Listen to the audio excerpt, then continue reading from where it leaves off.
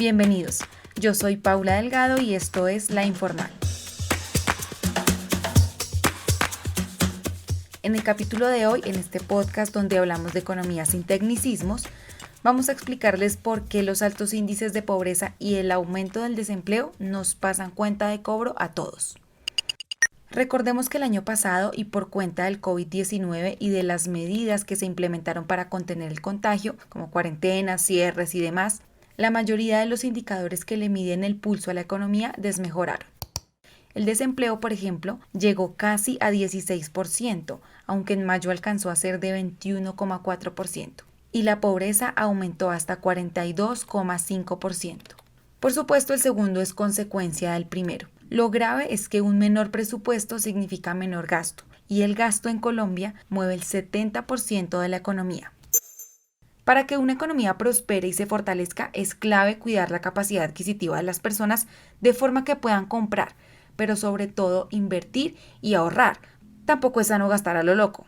Y esa es la razón por la cual al final del día al país no le va tan bien como podría. Y todos de una u otra forma lo sentimos. La pérdida en la capacidad adquisitiva puede terminar en pobreza, como en efecto sucedió el año pasado en Colombia y en casi todos los países del mundo. La diferencia entre Dinamarca y Cundinamarca, como dice el refrán, está en cómo lo manejaron los gobiernos. De este tema vamos a hablar con el vicepresidente del Centro de Estudios Económicos ANIF, Carlos Prada. Bienvenido, Carlos, gracias por acompañarnos. Paula, es una alegría y un honor poder estar con usted en esta entrevista y en este espacio que vamos a compartir. Al principio de este capítulo prometimos una cifra, así que empecemos por ahí. ¿Cuánto estima ANIF que dejaron de recibir los colombianos el año pasado por el efecto de la pandemia y a qué corresponde ese dinero? Pues Paula, mire, nosotros en ANIF arrancamos a calcular la pérdida estimada de los ingresos laborales de los hogares desde marzo del año pasado. Y esa cifra acumulada entre enero y diciembre fue cercana a los 30 billones de pesos. Para que tengamos un orden de magnitud, 30 billones de pesos es 3 puntos del PIB y 30 billones de pesos es mucho más de lo que vale la nómina de un solo mes de todos los colombianos. Todos los colombianos recibimos ingresos, los formales, los informales, los dueños de las empresas, los inversionistas reciben un ingreso cercano a los 25 billones por mes. Entonces, el tema aquí importante es que se perdió una capacidad de gasto del sector privado, en este caso de los hogares, que por supuesto impactó la economía e impactó el bienestar de los hogares. La reducción del consumo es grave para la economía, es tan sencillo como suena. Hay un efecto dominó que desencadena el desempleo y termina convirtiéndose en pobreza. El efecto dominó es evidente desde el momento en el que la economía comienza a cerrarse, en el que los hogares con personas más vulnerables empiezan a perder los trabajos. Estoy hablándole de las personas que no están en la formalidad, estoy hablándole de las personas que trabajan en el sector del comercio, en el sector de la construcción, en algunos sectores de la industria, que desafortunadamente no están en el mundo formal y al perder sus empleos o al perder la actividad en la cual estaban trabajando, pues no tienen ninguna protección. Y al no tener protección, digamos como cesantías o como algunos ahorros o algunos ingresos, pues eso lo que sucede es que dejan de tener medios para consumir, para poder gastar, para poder comer, para poder gastar en los servicios públicos, para poder gastar en las prendas de vestir, para poder gastar en el entretenimiento en la medida en que la pandemia lo permitía algunas actividades, en salir al parque, en hacer una serie de cosas que no lo pueden hacer. Entonces este efecto que se acumula en todos los hogares que van perdiendo a personas dentro del mercado laboral y pasan al desempleo o que pierden o reducen su ingreso laboral, se refleja en las cifras agregadas de la economía, que en el PIB medido por el gasto, que es el gasto de los hogares, ese componente del gasto privado, el año pasado cayó casi 6%. Y es un tema muy relevante porque ese gasto de todos los hogares acumulado representa algo así como 70% de todo el PIB de Colombia. ¿Cómo es técnicamente eso de que si pierdo mis ingresos me vuelvo pobre? Pues mire, hay que decir dos cosas. Primero, hay dos mediciones oficiales de pobreza. La primera, la monetaria, que se enfoca única y exclusivamente en los temas del ingreso, de los ingresos laborales, de los ingresos por transferencias, de los ingresos del hogar.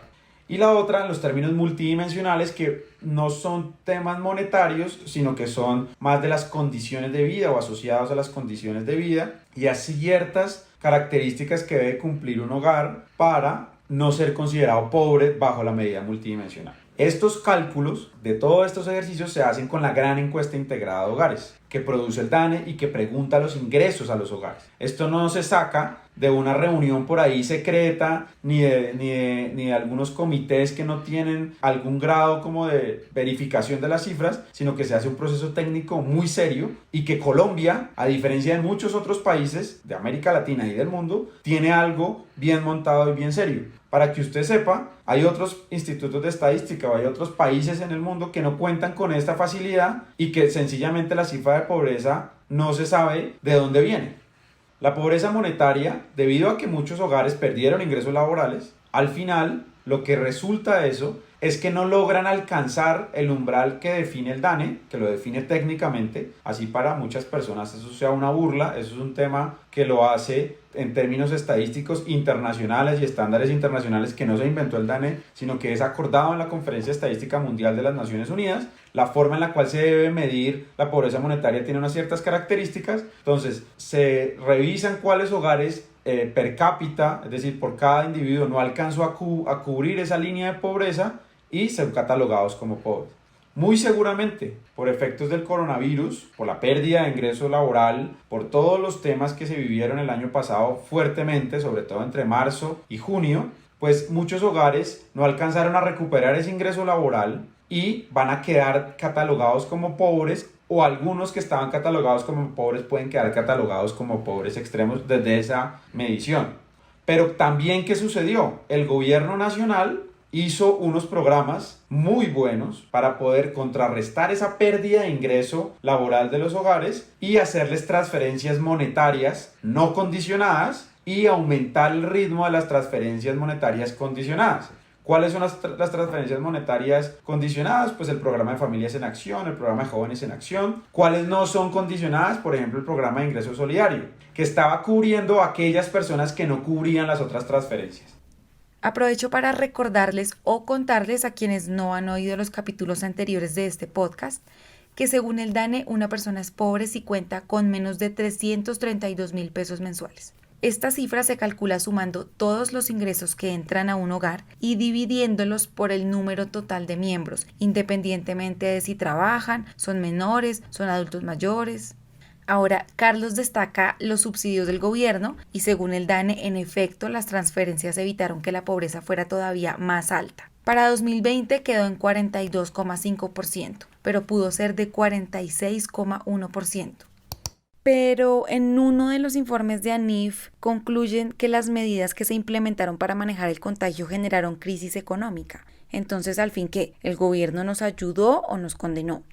Pues mire, yo creo que al final en ese reporte nos referíamos es más a los gobiernos locales, más que el gobierno nacional. Recuerde usted que pues, el país tuvo que entrar en una cuarentena estricta entre marzo y abril, muy estricta. En mayo ya empezaron a relajarse algunas medidas con el objetivo de preparar el sistema de salud. Y pues al gobierno nacional, como a otros gobiernos, no les quedó otra, sino tomar esa estrategia para poder preparar el sistema de salud, para poder aplazar el primer pico, aplazarlo porque nunca se iba a eliminar, era simplemente aplazarlo y aprovechar para poder duplicar la capacidad instalada de las unidades de cuidado intensivo para poder tener más disposición en otros tipos de servicios hospitalarios y así atender lo que hoy por hoy estamos atendiendo en el tercer pico. Fíjese que la situación en Colombia hoy es muchísimo más dura de la que se observó hace un año, pero eso se ha contenido o ha sido menos explosivo por todo lo que se tomó en ese momento. ¿Qué pudo haber sido mejor? Decisiones en las de los alcaldes locales, haber invertido más en algunas redes de contrarreferencia en los servicios de salud para poder tener un poquito más de capacidad instalada local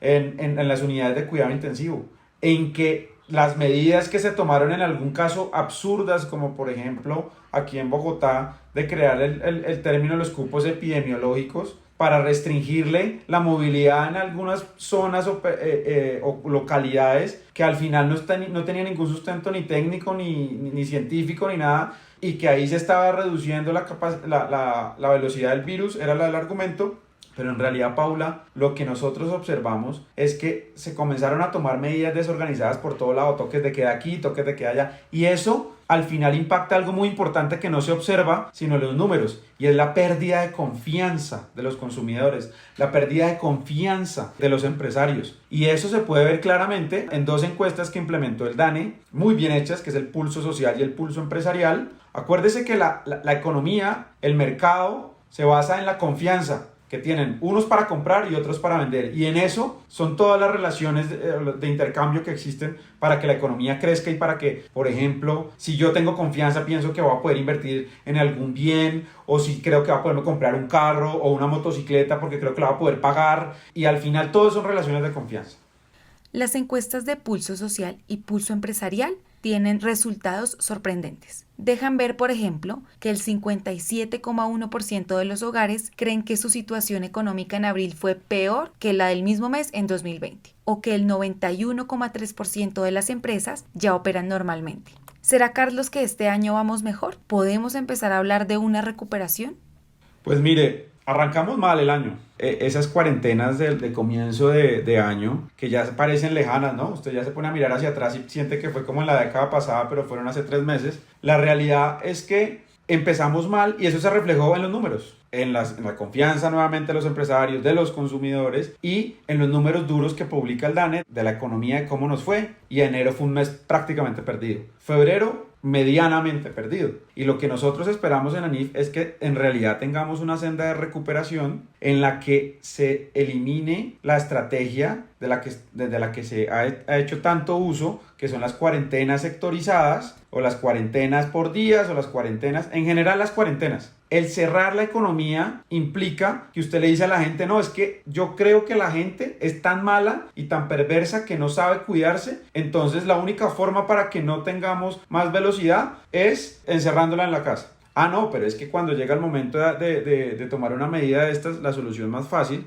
es anunciar un toque de queda, aglomerar a una gran cantidad de gente en las estaciones de servicio de transporte público, aglomerar a la gente que se está abasteciendo para poder pasar esos 3 o 4 días de cuarentena y generar una sensación de incertidumbre que vuelve a impactar la confianza.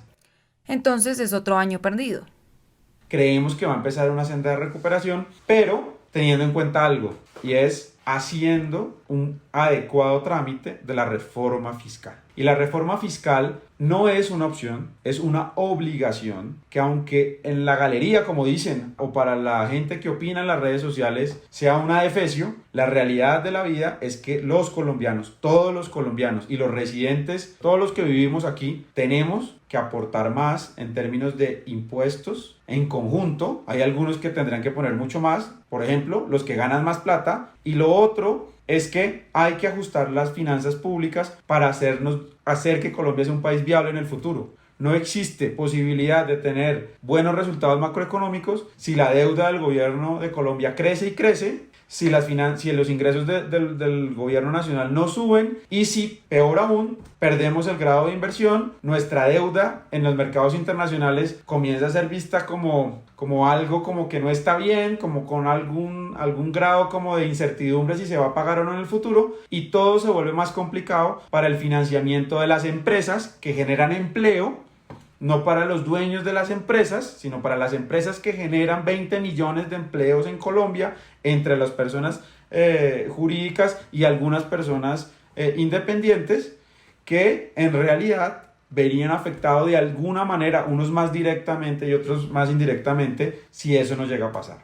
Esta entrevista se grabó antes de que la firma calificadora Standard & Poor's le quitara a Colombia el grado de inversión y redujera su calificación. Así que los temores de ANIF se materializaron. ¿Y qué es eso del grado de inversión?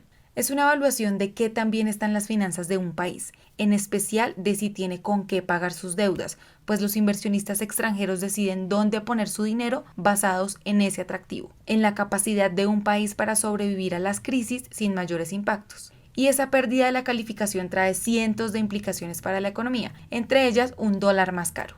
El cuento es mucho más largo y complejo, así que si están interesados en que lo desarrollemos, escríbanos al correo lainformal@elespectador.com.